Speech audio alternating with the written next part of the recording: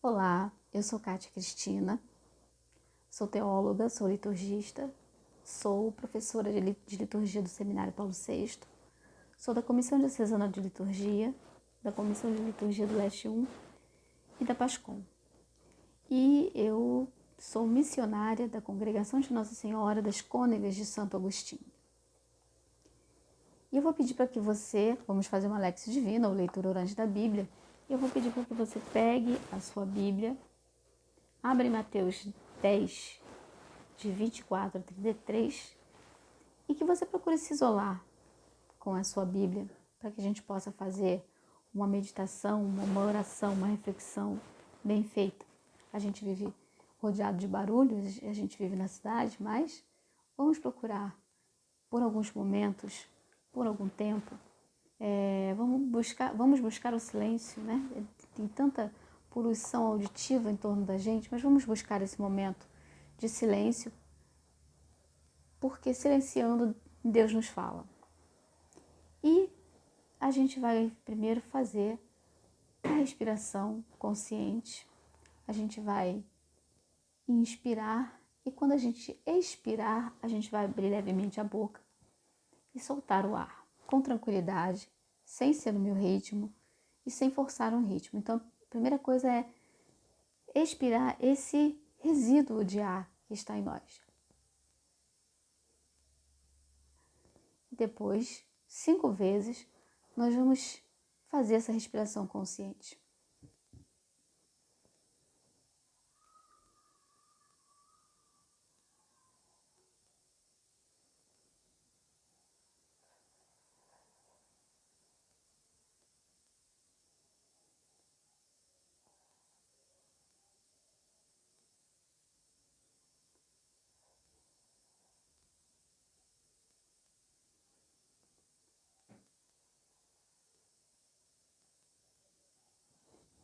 E vamos pedir ao Espírito Santo que nos inspire, que nos conduza no que estamos fazendo, para que a gente possa de fato compreender e colocar em prática a sua palavra.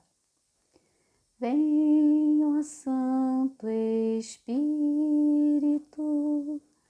vem, ó Santo Espírito,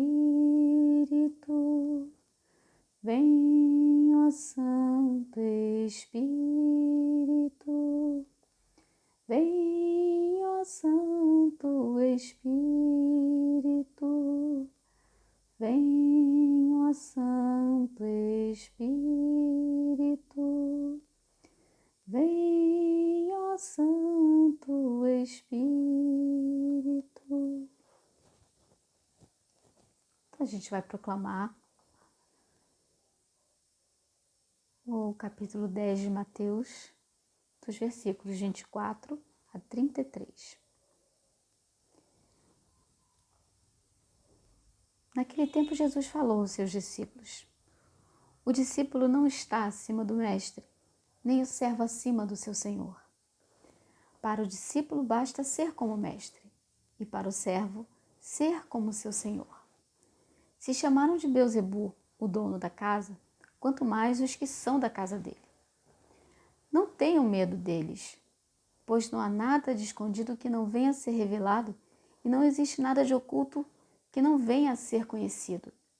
O que digo a vocês na escuridão, repitam à luz do dia. E o que escutam em segredo, proclamem sobre os telhados. Não tenham medo daqueles que matam o corpo, mas não podem matar a alma.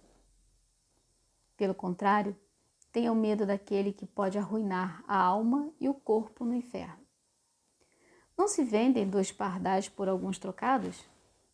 No entanto, nenhum deles cai no chão sem o conhecimento do Pai de vocês. Quanto a vocês, até os cabelos da cabeça estão todos contados.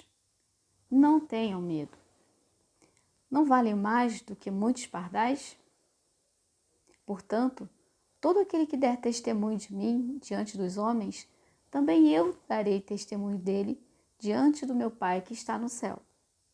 Aquele, porém, que me renegar diante dos homens, eu também o renegarei diante do meu Pai que está no céu.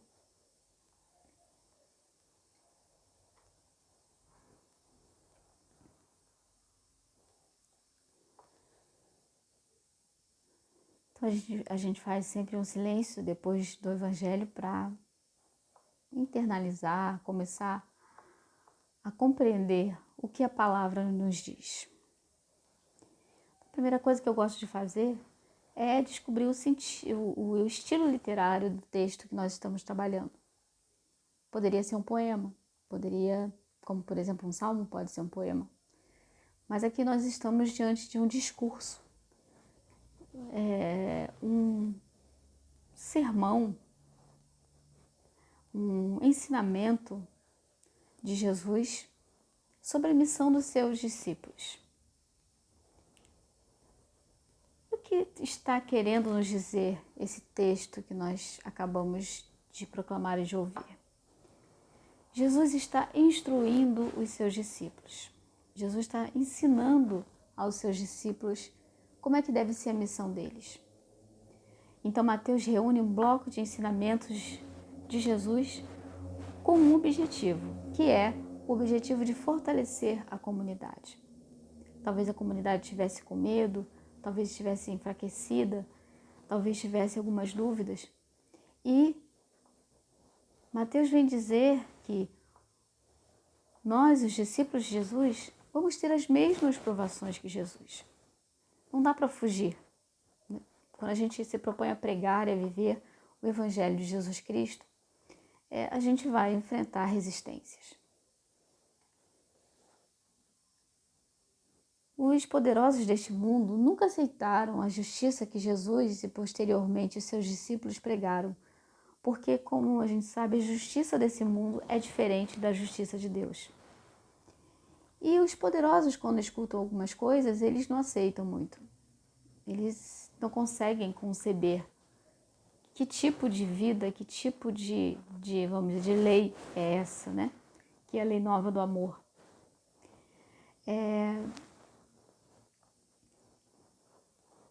Os poderosos deste mundo sempre perseguirão os discípulos.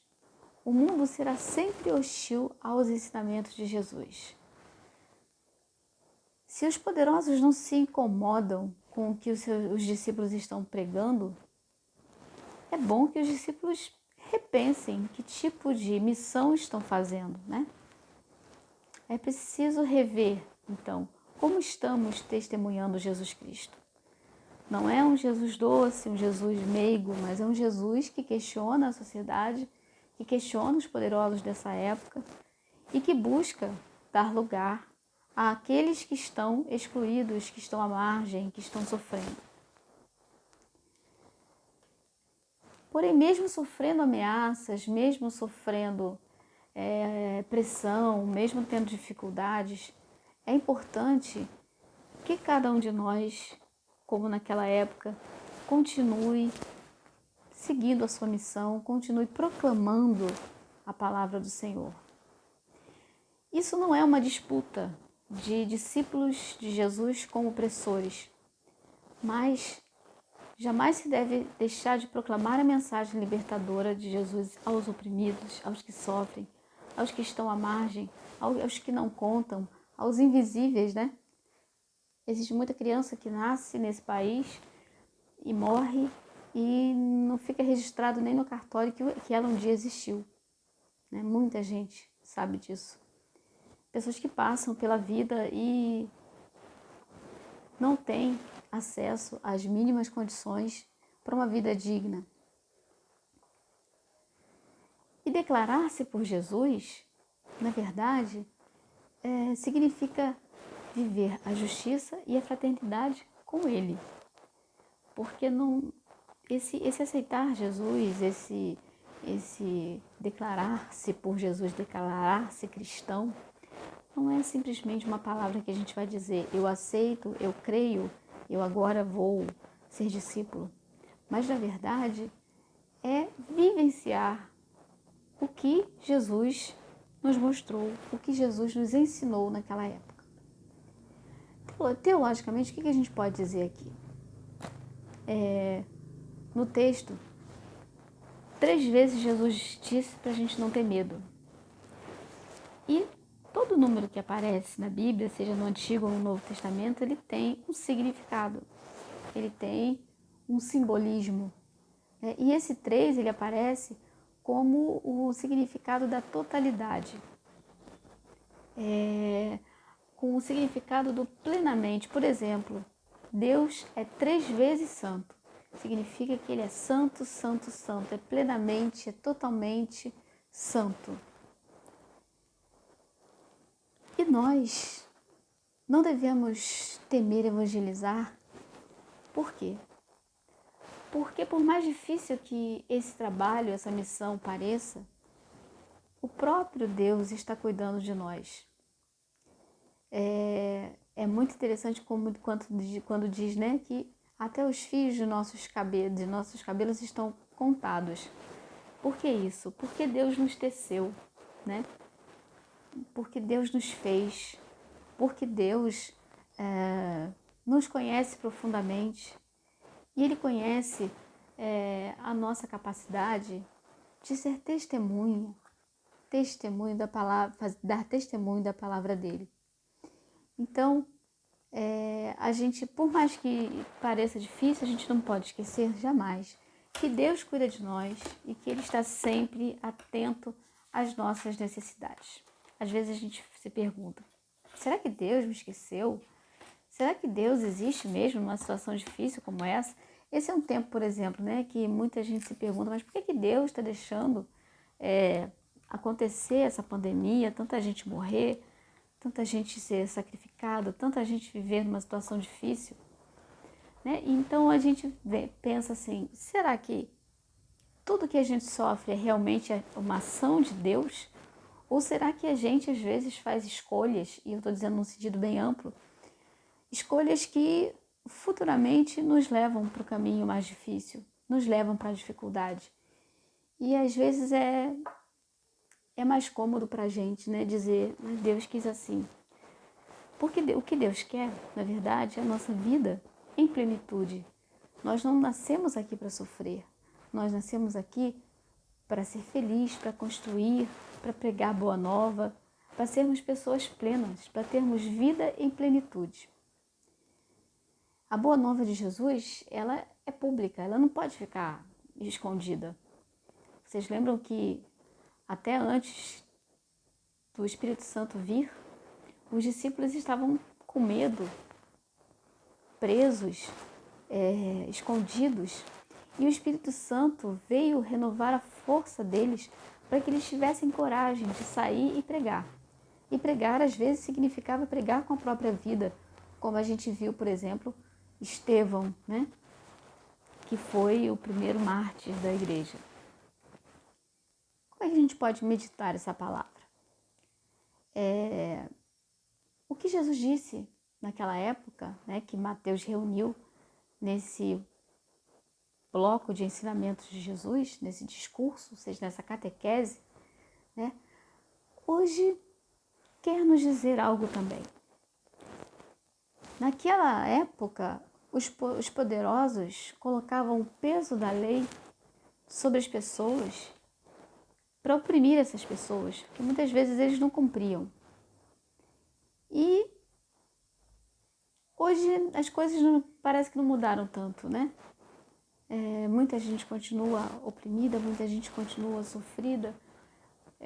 Existem muitas pessoas pobres e nesse tempo agora, muita gente sofrendo, muita gente perdendo seus entes queridos, muitas famílias ficando perdendo seus filhos, muitos filhos perdendo seus pais. Então é uma época de muito desafio para nós cristãos, porque a gente agora recomeçou a abrir os nossos templos. Nós agora que antes nós estávamos com o coração ardendo, querendo, né, nos unir, voltar a ser comunidade reunida em assembleia para ouvir a palavra de Deus e partilhar o pão e o vinho. E agora a gente está fazendo esse trabalho progressivo de abertura do templo, né? Mas enquanto o templo estava fechado, o trabalho missionário não parou. Nós continuamos proclamando a boa nova de Jesus. Nós continuamos buscando nos aproximar de Jesus, buscando fazer a vontade dele. Nem sempre foi, nem sempre é fácil, pelo contrário, né? Esse texto afirma a dificuldade que é quando a gente se propõe a seguir Jesus fielmente, né? Como eu disse, é muito simples você dizer eu sou cristão, eu sou cristã. Agora, ser cristão, ser cristã, é ter diante das dificuldades, é ter diante da realidade a mesma atitude que Jesus teria. E aí, a gente se pergunta, né? Deveria se perguntar, qual seria essa atitude? E a gente volta à nossa realidade, depois de a gente ter feito essa pequena reflexão, e a gente está aqui ainda com a situação de pandemia, né? A gente está ainda com uma situação difícil em quase todos os países do mundo. Todo mundo conhece alguém que partiu por causa da pandemia. Todo mundo sabe de alguém que foi contaminado. Nem todas as pessoas querem seguir os protocolos para que a gente mantenha um certo isolamento social, para que a gente use o que é necessário para evitar a contaminação, né? Mas nem todo mundo quer seguir esses protocolos, nem todo mundo quer fazer a sua parte. Então, voltando a essa nossa realidade, mas tendo presente isso que nos foi dito, que Deus cuida de nós, né? Se Deus cuida dos pássaros do céu, imagine de nós, que somos seus filhos, né? Então, esse texto nos convoca a não ter medo, apesar de todas as dificuldades. É importante que a gente coloque nossas dificuldades nas mãos de Deus e que a gente continue seguindo, trabalhando, que a gente continue acreditando que a situação pode ser diferente, que a gente pode mudar, transformar a nossa realidade, a gente pode transformar a nossa vida, começando sempre por nós mesmos, né? Porque quando eu proclamo, o primeiro que ouve sou eu. Quando eu quero mudar, o primeiro que precisa mudar sou eu. Então, Jesus nos chama nesse texto para um trabalho primeiramente interior, né? De mudança de coração, de mudança de atitude. E não ter medo de mudar também, né? Não ter medo de assumir essa boa nova. Qual seria hoje a nossa missão no meio dessa pandemia? Qual seria hoje a nossa missão diante de tantos irmãos que estão precisando, diante de tantas pessoas que estão sofrendo, de tantas pessoas enlutadas? Então, a gente olha para essa realidade e, às vezes, se a gente se fixa muito no noticiário, a gente só vê as dificuldades, a gente só consegue enxergar as dificuldades, o que está sendo perdido, a gente só consegue enxergar o que está faltando, a gente só consegue enxergar que tem cada vez mais pessoas contaminadas. Nada disso é mentira, é verdade. Que existem mais pessoas desempregadas, existem mais pessoas precisando, existem mais pessoas deprimidas, existem mais pessoas abandonadas. Tudo isso é verdade. Mas Deus nos diria hoje a mesma coisa que está escrito aqui 3 vezes nesse trecho. Não tenhais medo, porque Deus cuida de nós. Então nós somos convidados sempre a ter a coragem que Jesus teve de proclamar a palavra, a vontade de Deus diante de todo mundo. Essa palavra, como eu falei, ela não pode ficar escondida. Ela precisa ser proclamada, ela precisa ser dita, ela precisa ser levada a todos os povos. E nós que nos intitulamos cristãos, ou seja, nós que nos intitulamos discípulos e discípulas de Jesus Cristo, precisamos ter a coragem de levar essa mensagem. E precisamos ter a coragem também de perceber que às vezes não basta apenas falar de Deus para o outro. Às vezes é necessário também dar a mão a esse outro, repartir com esse outro. Às vezes é necessário apenas ouvir esse outro que está sozinho, que está deprimido. que está com medo? Quem é que não sente medo numa situação dessa, né? Então, é muito interessante porque parece que é um texto que é escolhido para esse momento. E, na verdade, ele não foi escolhido para agora. Ele é um texto que a igreja já escolheu há muito tempo para ser lido nesse dia. E a gente percebe assim como é maravilhosa a palavra de Deus, que a nossa vida se encaixa tão perfeitamente nela e vice-versa, né? Porque diante de tanta dificuldade, diante de tanto sofrimento, diante de tanto medo, Jesus vem dizer e reafirmar.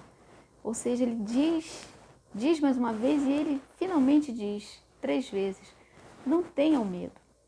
Deus cuida de vocês o tempo todo. Deus cuida de cada um de nós o tempo todo. Agora é preciso que a gente perceba que Deus está cuidando de nós, né? Que Deus cuidar de nós não significa que vai ficar tudo bem o tempo inteiro. Porque, como eu disse, a gente às vezes faz escolhas que nem sempre vão nos levar ao melhor caminho. Contudo, a gente tem que ter fé, confiança e trabalhar para que as coisas melhorem. Chegando no nosso momento de oração, e que também se encaixa muito bem nesse tempo atual, hoje nós fazemos memória de um dos grandes santos da história da igreja, que nasceu em 480, que é São Bento. Dia 11 de julho, a gente proclama o dia de São Bento. São Bento ele escreveu, para começar, São Bento ficou muito tempo recluso numa caverna, vivendo, refletindo, meditando, buscando crescimento interior, buscando a iluminação, né? Até que ele foi convidado a sair de lá e vir para o mundo, né? Porque vocês lembram da transfiguração de Jesus, né? Em que era muito bom estar lá em cima, né? Assistindo, presenciando, sendo testemunha da transfiguração. Mas não dava para ficar lá, porque a missão está aqui embaixo, está aqui onde a gente vive. Então é para cá que a gente tem que voltar o nosso olhar. E São Bento foi convidado a voltar, vamos dizer assim, para o mundo, a sair do seu isolamento, porque também não vai adiantar nós sabermos tanto sobre a palavra de Deus se nós não colocamos em prática essa palavra com nossos irmãos e irmãs. Então, São Bento tinha uma frase pela qual ele é conhecido que sintetiza muito o pensamento dele. Ora et labora, ou seja, reza e trabalha. E aí São Bento, ele começou a modificar a vida dos monges naquela época. Antes os monges viviam sozinhos e a partir de São Bento, os monges, claro que existem ainda homens e mulheres que vivem isolados, né? Que vivem na sua cela, e quando diz cela tem o sentido de um quarto pequeno, né? Você lembra que célula é uma coisa, algumas invisíveis, a grande maioria invisível, e pelo menos invisível a olho nu, a gente precisa de aparelhos para enxergar. Daí que vem o cela, né? Cela é um lugar pequeno. Ir para a sua cela na vida religiosa é ir para o seu quarto, né? Ir para a sua intimidade com Deus. E aí São Bento, ele revolucionou essa vida monástica, fazendo com que, organizando de tal modo que os monges pudessem viver de maneira comunitária. E ele fundou nada menos do que 12 mosteiros. Só que, também seguindo a palavra de hoje, a pregação e a forma de ser de São Bento incomodou até mesmo os seus irmãos na fé. E tentaram envenenar São Bento, né, para que ele morresse e deixasse de incomodar as pessoas, os irmãos com os quais ele convivia. E São Bento permaneceu firme, permaneceu fiel e nos disse da importância de nós trabalharmos, ou seja, de nós unirmos a nossa oração com a nossa ação. Porque uma fortalece a outra. Nós trabalhamos para a luz, né? Nós trabalhamos para o Deus da luz. No passado, o batismo era chamado de iluminação e quem era batizado era chamado de iluminado. Então, nós somos convidados hoje a iluminar o caminho dos outros, a ser luz para os outros, não nos colocando assim, bem, eu cumpro tudo que tem que ser cumprido, então eu sou um exemplo para os demais. Ao contrário, a gente precisa trabalhar de tal modo que as pessoas reconheçam isso em nós. Porque quando você diz, eu sou uma pessoa muito simples, quando você começa a dizer tudo que você está tentando se autoafirmar, né? Você está tentando mostrar para as pessoas o que você é. E o que você é, na verdade, transparece nas suas ações e nas suas palavras. Então a gente vem para esse momento de oração, na nossa reflexão, como eu disse, fazendo memória de São Bento e pedindo a São Bento que ele nos inspire, que a gente saiba cada vez mais buscar conhecer o ensinamento do Senhor, mas que também a gente não fique apenas no conhecimento da palavra, mas que a gente tenha coragem de colocar essa palavra em prática. E que a gente lembre sempre que se o próprio Filho de Deus, quando veio pregar a palavra dele, encontrou dificuldades e foi morto, imagine nós, seres humanos comuns, discípulos comuns, né? Provavelmente, quando a gente começa a ter uma atitude mais radical de seguimento do Senhor Jesus, a gente começa a incomodar, né? A gente começa, na verdade, a questionar os nossos atos, começam a questionar as atitudes dos outros, né? E aí isso vem o incômodo, porque é muito mais fácil a gente só dizer que a gente segue, a gente vai à missa de vez em quando, a gente, né? Tem gente que diz que eu li a Bíblia toda 3 vezes. Mas mais importante do que você ler a Bíblia 3 vezes, de Gênesis ao Apocalipse, é você colocar o mandamento do amor em prática. Isso já vai valer mais a pena do que simplesmente conhecer a palavra. Conhecer a palavra é fundamental, né? Conhecer a palavra é você saber o que você vai fazer. Mas mais importante do que você só buscar a iluminação, como São Bento buscava, mais importante do que isso é alcançar essa iluminação, ou seja, tomar posse da palavra de Deus, conhecer a palavra de Deus e colocá-la em prática. E é quando você coloca em prática que começam a surgir as dificuldades, que começam a surgir os questionamentos. Então São Bento vem para nós como um grande exemplo, que a gente pode acordar toda manhã e dizer para si mesmo, reza e trabalha. Reza como se tudo dependesse de Deus e trabalha como se tudo dependesse da gente. Então, unindo essas duas forças, a oração e a ação, certamente a gente vai conseguir fazer o melhor na vida das pessoas. Primeiramente na nossa vida, né? Porque, como eu disse, a gente tem que se converter primeiro. Não adianta a gente pregar para o outro, a gente querer que o outro mude, se a gente quer permanecer na vida limitada que a gente tem. Então, que São Bento nos ajude a sermos cada vez mais fiéis ao Evangelho de Jesus, não distorcendo, né? Não pegando um versículo e tentando colocar de acordo com a minha comodidade. Não é assim, né? Que São Bento nos ajude a ter coragem de sair, de ir, de pregar, né? Tendo, porém, a certeza de que pregamos, corremos riscos, mas Deus está nos dizendo a todo momento, não tenham medo. A todo momento isso nos é proclamado nesse trecho. 3 vezes isso é proclamado nesse texto que nós meditamos, para que nós tenhamos certeza de que plenamente Deus cuida de nós, plenamente Deus está conosco.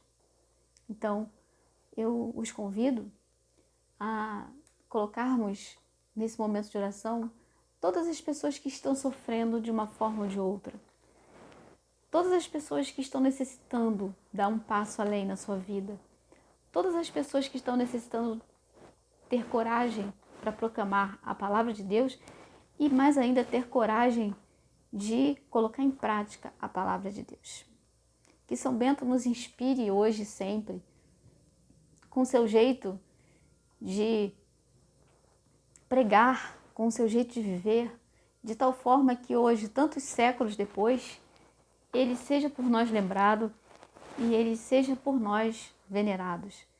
São Bento também cuidou muito da liturgia, né? São Bento, como monge, ele deu uma grande contribuição para que a liturgia não se perdesse, para que a liturgia não se desfizesse. Então, nós liturgistas também temos um carinho muito especial por São Bento.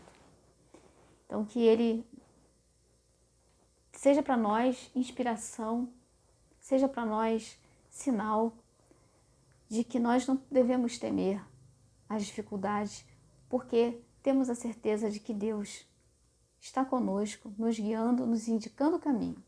Basta que nós tiremos a venda dos olhos e olhemos para a realidade e coloquemos essa palavra e essa prática, né, no nosso dia a dia. Eu convido vocês a encerrarmos esse momento de reflexão, chamando a Deus de Pai, né? Porque Jesus disse que quem o proclamasse, quem fosse fiel nessa proclamação do nome dele, ele daria testemunho de Deus, nosso Pai. Então eu convido vocês a chamarmos outra vez Deus de Pai e invocarmos a presença, a proteção, invocarmos a coragem, invocarmos a disponibilidade para a missão. Pai nosso, que estás no céu, santificado seja o vosso nome, venha a nós o vosso reino, seja feita a vossa vontade, assim na terra como no céu. O pão nosso de cada dia nos dai hoje, perdoai as nossas ofensas, assim como nós perdoamos a quem nos tem ofendido. Não nos deixeis cair em tentação, mas livrai-nos do mal, pois vosso é o reino, o poder e a glória para sempre. E lembrando de nossa mãe Maria, que foi a mais perfeita discípula, que foi aquela que não temeu. Ela pode ter sentido medo, mas ela não se deixou levar por esse medo. Ela disse que seja feita a vontade do Senhor. E a vontade do Senhor na vida dela é que ela gerasse o próprio Filho de Deus. Então nós pedimos também a Maria que nos inspire, que nós saibamos dizer sempre sim à palavra de Deus, sempre sim à vontade de Deus. Ave Maria, cheia de graça, o Senhor é convosco. Bendita sois vós entre as mulheres, e bendito é o fruto do vosso ventre, Jesus. Santa Maria, Mãe de Deus, rogai por nós, pecadores, agora e na hora de nossa morte. Amém. Louvado seja nosso Senhor Jesus Cristo, para sempre seja louvado.